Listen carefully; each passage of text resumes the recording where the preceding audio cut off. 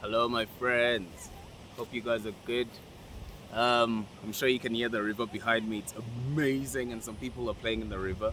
But anyway, what's the difference between ayahuasca and Wachuma? Like, what do you choose? Which psychedelic to choose when you're going through your healing journey? Ayahuasca is also called the mother of all psychedelics, whilst Wachuma is called the grandfather. Another name for it is called San Pedro. And so these psychedelics, they work in their own unique way. Ayahuasca typically works in a more nurturing, more vulnerable way, more loving.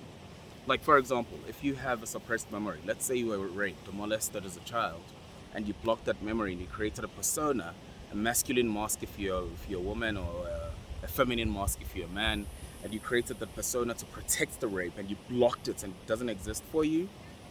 Here's what ayahuasca would do. It would say, okay, my sweet, sweet child, I need to show you something. Let me show you something first. When you were young, your parents didn't take care of you well. So you met a predator. And this predator, this is how they grew up, and this is what happened to them. And then this is what led to you being what I'm about to show you. The truth of why you're so depressed, the truth of why you're blocked, the truth of why you're not having orgasms is because this happened to you. Then it shows you.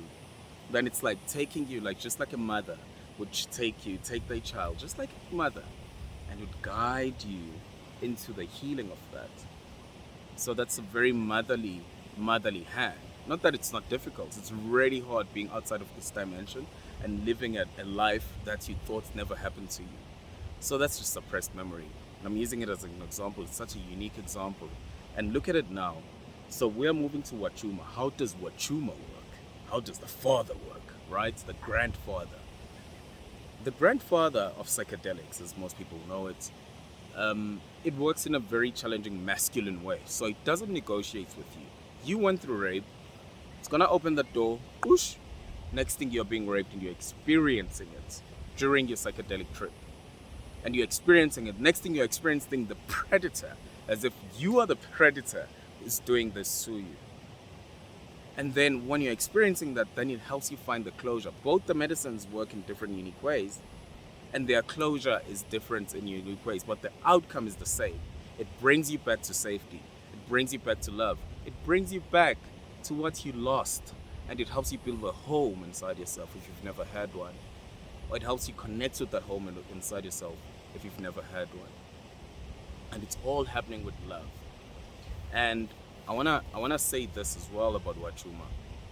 I love Wachuma. I love ayahuasca. I love all psychedelics.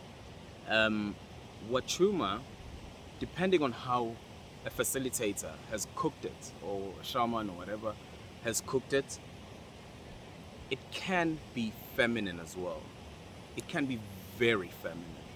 Meaning, when you think of the word grandfather, it's someone who's lived their whole life and they understand the balance of femininity and masculinity. So it can be feminine, it can start off as the nurturer, and it can do it in a more nurturing, peaceful way where you sort of feel the solutions, right? But at the same time, it has that masculine element, and you can cook it as well, okay?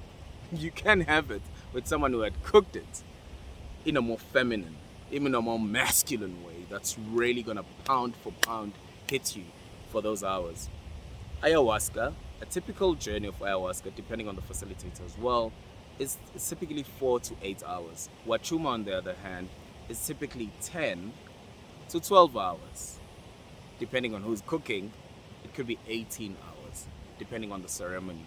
So you will be under for 18 hours. You'll be outside of this dimension of time and space that you are used to for 18 hours. I hope this helps you clarify things, but it doesn't answer your question which one to choose. The one psychedelic to choose is the one you feel called to. That's the answer to this. The one psychedelic to choose is the one that you feel aligned to, the one that feel calls you the most. But sometimes you have to inquire, and then your facilitator or shaman will help you make a better decision as to where do you start. So when you have a choice, depend on yourself and ask for help from someone who's an authority or an expert who has the information that you need. I hope I helped you with clarity on these psychedelia. I thank you.